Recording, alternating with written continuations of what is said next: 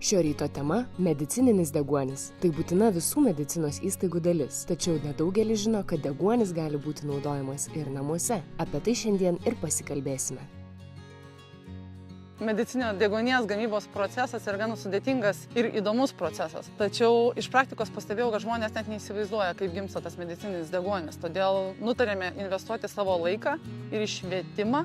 Vykstam dažnai į mokyklas, papasakot vaikam, mokytojam netgi, kad Achema ir Achemos grupės įmonės ne vien tik tai trąšos. Vienas iš tų įdomesnių produktų turbūt ir yra medicininis deguonis. Kas išskirtinio, tai kad šiam produktui pagaminti iš principo reikia 3 pagrindinių elementų. Tai yra oro skaidymo bloko, aplinkos oro ir elektros.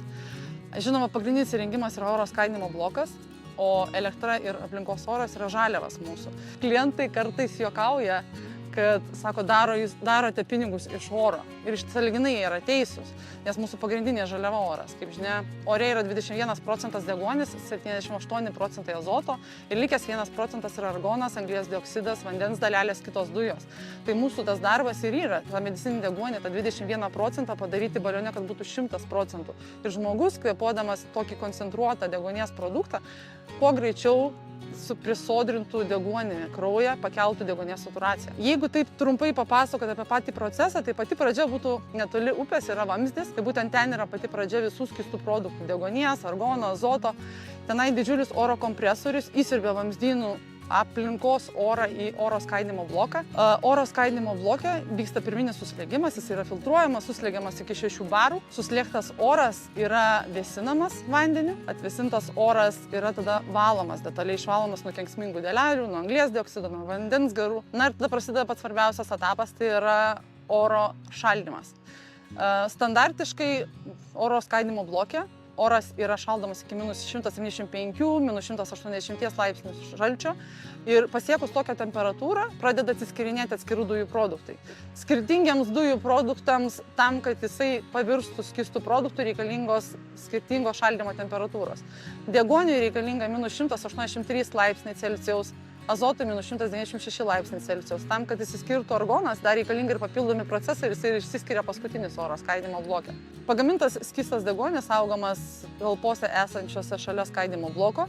Tuomet atvyksta laboratoriniai tyrimai pagamintos skysto deguonies ir tik tai po to kvalifikuoto asmens ir kokybės darbuotojo yra išrašomi sertifikatai ir tik tada jis gali vykti į gydymo įstaigas ir būti parduodamas. Mes esame mūsų medicininio deguonies pildymo rampoje. Kaip matote, yra mažųjų balionėlių pildymo rampa, čia didesni balionai pildomi. Gashema yra užregistravusi 2 vaistinius preparatus, tai yra skystą medicininį deguonį Breliux ir dujinį medicininį deguonį Gashema. Kai vaistinis preparatas deguonis yra užpildomas, tada vyksta jo laboratoriniai tyrimai. Ištyrus balionus, jie automatiškai yra pastatomi karantino zoną. Atlikus visą analizę, kokybės vadovė kartu su kvalifikuotu asmeniu juos sertifikuoja ir tik tada galime išvežti savo klientams ir parduoti. Ir tada jis tampa tikras sertifikuotas vaistinis preparatas, kuris gali būti tiekiamas į ligonines ir kitas gydymo įstaigas. Pagrindinis skirtumas techninio deguonies nuo medicininio, jeigu žiūrėtumėm chemiškai, tai nėra didelis, praktiškai jisai tas pats, tačiau iš principo tai yra labai skirtingi produktai. Gashema savo dujų asortimente turi 4 deguonies produktus, tai yra maistinis deguonis E948, yra techninis deguonis, turime medicininį deguonį ir taip pat deguonį kvėpavimui. Tai esminis skirtumas tas, kad jų panaudojimo sritis skiriasi. Tarkim, techninį deguonį perka pramonės įmonės, kurie vykdo suvirinimo, pjovimo darbus. Maistinį deguonį parduodame maisto pramonės įmonėm, deguonį kvėpavimui perka žmonės, kurie turi gydytis namuose, jiems yra reikalinga deguonies terapija namie, taip pat veterinarijos įstaigos, kur mes gydom savo mažosius namų gyvūnus. Nuo medicinis deguonis yra tas preparatas, kurį perka gydymo įstaigos sveikatos priežiūros tikslais. Dar vienas iš tokių esminių skirtumų, kuo skiriasi deguonis medicinis nuo techninio, tai yra pati dujų tara. Kaip matot, medicininiai balionai jie yra visi balti, perkame specializuotą tarą. Mūsų taros gamintojai visą laiką yra audituojami, sertifikuojami, nes kadangi tai yra vaistinis preparatas, jiem yra labai griežtas reglamentavimas, kaip turi būti atliekama gamyba, kaip turi būti sandėliuojama, kokia turi būti logistika, netgi ir pats naudojimas. Per COVID pandemijos laikotarpį labai išaugo poreikis deguonies kvėpavimui ir terapijai namie. Žmonės sirgo ne tik ligoninėse, bet ir namuose. Ir tuo metu mes įsivedėm tikrai labai staigiai tokį produktą kaip deguonį kvėpavimui, nes fiziniai asmenys dėja, bet negali pirkti medicinio deguonies. Medicinį deguonį galime pardavinėti tik tai gydymo įstaigom, kurie turi sveikatos priežiūros licencijas. COVID pandemijos laikotarpiu tikrai sulaukėm galybės skambučių, daug prašymų padėti. Tai įsivedę naują produktą deguonį kvėpavimui, tiesiogiai bendraudom su klientam ir stengiamės kaip įmanoma jiem pateikti produktą, kad galėtų jie gydytis namie. Neseniai visai buvo vienas iš tikrai išskirtinių klientų, turėjom šuniuką sergantį onkologinę ligą ir jam reikėjo taip pat deguonies terapijos. Šis produktas, kai aš sakau, galbūt nėra toks pelningas įmonės atžvilgių, nes klientų poreikiai labai individualūs ir kaskart mes dirbame labai individualiai su kiekvienu iš jų. Tačiau mano akim tai yra pats prasmingiausias realiai darbas, nes tu kiekvieną kartą jautiesi labai iš arti pamatęs ir padėjęs žmonėms. Čia matote techninio deguonies balioną ir kaip matote, jos spalva skiriasi nuo medicininės dujų taros, nes visas korpusas nudažytas mėlynai, o baliono apetis, šita dalis preventino yra balta.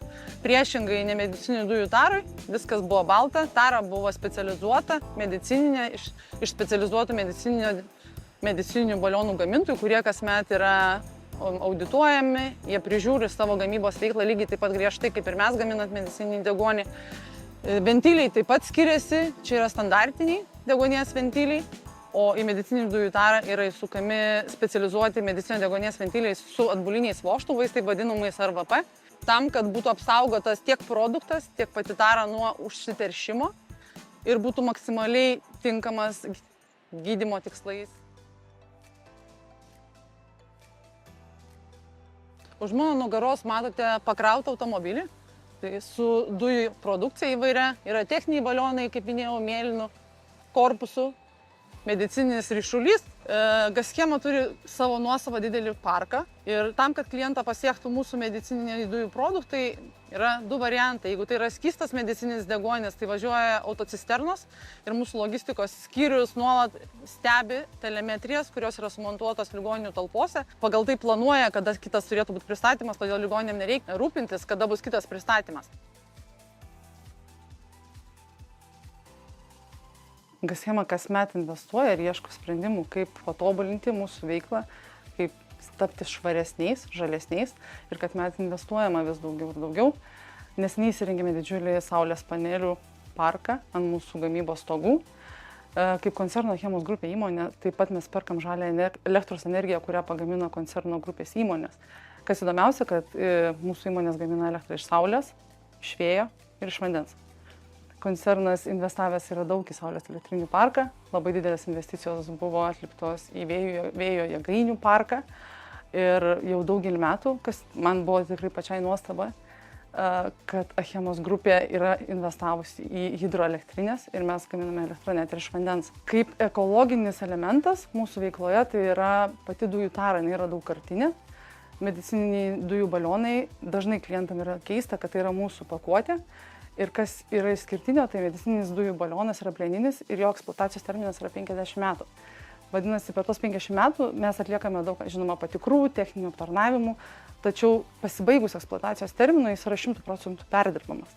Taigi, užpildžius balioną jis yra išvežamas klientui, klientas jį sunaudoja, vėl grįžta pas mus, mes pildome ir taip ratas tas sukasi daugybę kartų ir daugybę metų.